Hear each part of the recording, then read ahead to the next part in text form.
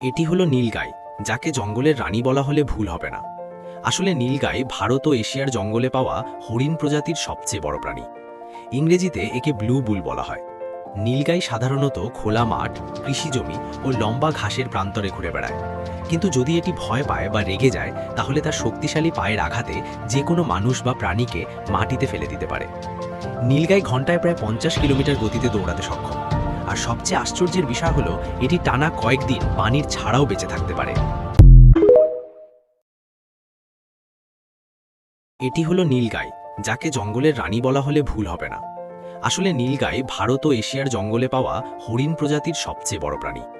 ইংরেজিতে একে ব্লু বুল বলা হয়। নীলগাই সাধারণত খোলা মাঠ, কৃষিজমি ও লম্বা ঘাসের প্রান্তরে ঘুরে বেড়ায়।